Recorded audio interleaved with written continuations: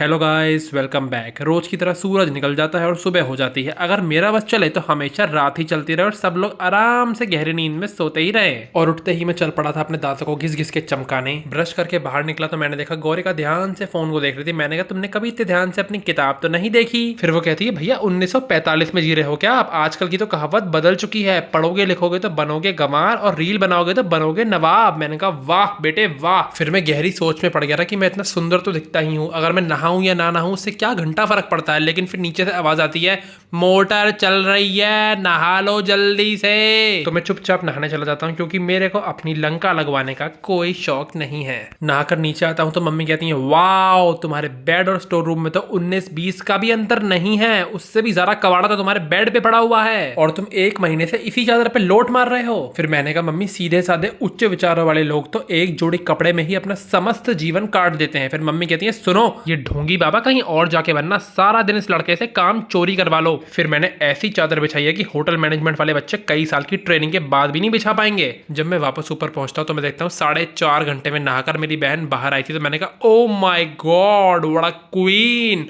बहन तुम तो ऐश्वर्या राय को टक्कर दे रही हो सुंदरता के मामले में। इसी बात पे उसका मुंह बन जाता है और वो अपना सारा सामान उठाकर वहां से चल जाती है। तो मैं कहता हूँ, अरे बहन जॉब पे चल दी? वो कहती है, व्हाट? मैंने कहा, भूल गई क्या तुम्हारी वर्क फ्रॉम एनीवेयर वाली जॉब लगी थी जिसमें बस तुम्हें रील देख के वाईफाई का डेटा उड़ाना होता है हमेशा? इतना बोल बोल के ही मेरी तो आधी कैलोरी बर्न हो गई थी और हो चुका था नाश्ते का टाइम। तो मैंने नीचे आके बनाए अपने अंडे। फिर पता नहीं कहां से मम्मी ने बोल बोल के आज डिस्टर्ब करके मेरा सारा ध्यान बटा दिया और मेरा गोल मटोल सा ऑमलेट का सर फूट गया था और एक तरफ से वो पिचक गया था। इतने में ही मेरी नजर पड़ी तो भाई मम्मी ने तो अपना कॉफी का मिश्रण बनाना चालू कर दिया था और एक तरफ बन रहा था उनका शेक। मैंने कहा, मम्मी इतनी मेहनत मत करो, कहीं ऐसा ना हो स्टारबक्स वालों का धंधा चौपट हो जाए और बेचारे रोड पे ही आ जाएं। पर मम्मी ने मेरी बातों को कानों पर से टाल दिया तो मैं वहां से निकल पड़ा। इसी के साथ मेरा तो डाइट फूड तैयार था, ऑमलेट, दूध और एप्पल। खाते खाते मेरे दिमाग में आया कि मैं इतनी चौंचलेबाजी करता हूँ, इतना डाइट फूड खाता हूँ, तब भी मेरे बिस्किट जैसे एब्स क्यों नहीं आ पा रहे हैं? कि किस्मत इतनी फूटी है? फिर मम्मी ने कहा, तुम्हारे लक्षण तो हमको बचपन में ही दिख गए, तो चुपचाप अपने काम पे लग जाओ। जी हाँ, मेरा ज्वाइनिंग लेटर आ चुका है। मेरी पहलवान ढाबे में ही इंटर्नशिप लगी है जहाँ मेरे को सुबह से लेके शाम तक इसी तरीके से प्लेटों को घिस घिस कर चमकाना पड़ेगा। मैं वहां से निकला ही था कि इतने में चिल्ला चोट की आवाज आती है वहां से। मैंने वापस जाके देखा तो भाई मम्मी और गौरे की हो गई थी लड़ाई। एक्चुअली राजकुमारी साहिबा के नखरे चालू हो गए थे। वो मम्मी से कहती, मम्मी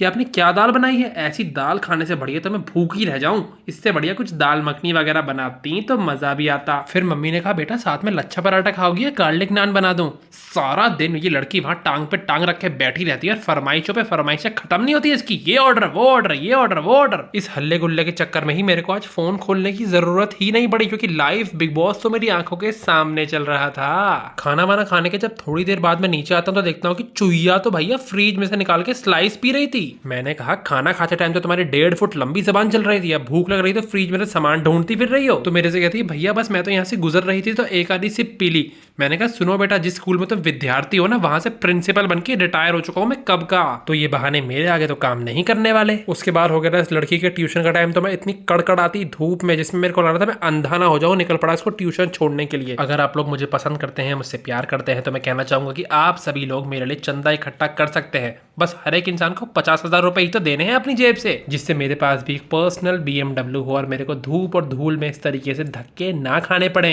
फिर मैं जिम पहुंच जाता हूँ और जिम आज फाइनली खाली पड़ा होता। तो मैंने कहा, थैंक गॉड, कम से कम आज तो किसी इंसान में लाते घूसे नहीं बजाने पड़ेंगे मशीन छीनने के लिए। तो आज मैंने मारी थी चेस्ट और डोले की एक्सरसाइज। फिर बहुत अरसे बाद मैंने करी थी ट्रेडमिल पर भागा दौड़ी और मेरी हालत ऐसी हो गई थी जैसे मेरे पीछे 4-5 कुत्ते दौड़ रहे हैं, मैं उनसे जान बचाते हुए भाग रहा हूँ। ये सब खत्म करने के बाद मैं पहुंच जाता हूँ चेंजिंग रूम में पोजिंग करने। और वैसे भी आजकल तो लोगों ने सारी हदें पार कर रखी हैं, ऊपर नीचे का सब कुछ दिखा देते हैं। मैं तो फिर भी थोड़ी सी ही बॉडी फ्लेक्स करता हूँ। ये सब करने के बाद मुझे याद आता है कि घर भी तो जाना होता है, यहाँ पड़े रहने से तो काम नहीं चलेगा। घर पहुंचने के बाद 6 बार मेरे घंटी बजाने के बाद गेट खोला गया है। पता नहीं मेरे घर वाले कौन सी मीटिंग में बिजी हो रखे थे। तो बाहर खड़े खड़े मच्छरों से अपना बुरा हाल करवा लेने के बाद आखिरकार मेरी एंट्री होती है घर के अंदर वापस से। सोच तो रहा था घर वालों को सुनाने के बारे में, लेकिन फिर मुझे याद आया कहीं ऐसा ना हो कि मेरी चाल मुझ पे ही उल्टी पड़ जाए और गद्दा मेरा रोड पे ही लगा दिया जाए। घर आकर देखा तो मेरी बहन अपनी कॉपी किताब खोलकर ढोंग कर रही थी और खुद टेबल के नीचे घुस के पता नहीं कौन सी कारस्तानी कर रही थी। तो मैंने उसे पकड़ा तो भाई वो अपने मैगी के बर्तन नीचे छुपा रही थी। मैंने कहा खाने के टाइम तो पता नहीं कौन से करंट लगते हैं इसे, लेकिन हर time Maggi Maggi Maggi Maggi करवा लो इससे। उसके बाद ऊपर जाते ही मैंने हंगामा कर दिया था कि मम्मी मेरे को सारी की सारी पुरानी एल्बम निकाल के दे दो, क्योंकि मेरे को अपनी रील बनाने के लिए उसमें से कुछ फोटो की जरूरत है। तो काफी मेहनत के बाद मैंने फाइनली वो फोटो चूज कर ली थी। इतनी मेहनत तो मैंने अपनी स्ट्रीम चूज करते वक्त भी नहीं करी थी। ये सब करके जैसे ही मैं नीचे आता हूँ मेरे से बहुत ही बड़ा कांड हो जाता है। अच्छा खासा मैं बिस्किट निकाल रहा था पैकेट में से, लेकिन फिर समय ने एक और ही करवट ले ली।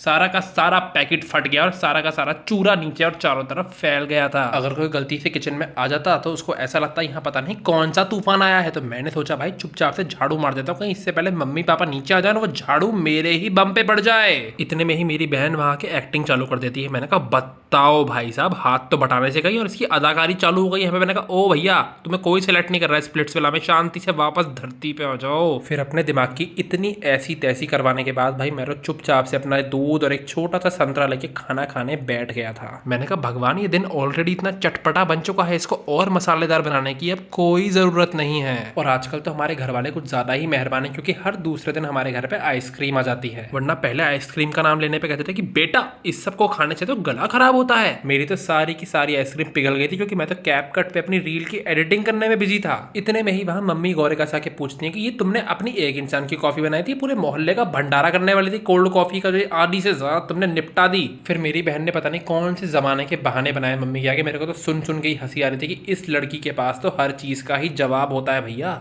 ये सब होने के बाद मैं चुपचाप अपना ब्रश करने पहुंच गया था, लेकिन इतने में ही मेरी बहन वहां मच्छर मारने के बहाने से घुस जाती है और देखते ही देखते उस रैकेट से मुझ पर ही हमला कर देती है। बताओ भाई साहब, आजकल के बच्चों में से तो बड़े भाई बहनों का खौफ ही खत्म हो चुका है। और इस हादसे के बाद मैं तो चुपचाप से नीचे आ गया, क्योंकि मेरे अंदर तो दम बचा नहीं था कुछ और काम करने का। तो इसी के साथ tata bye bye, see you and love you.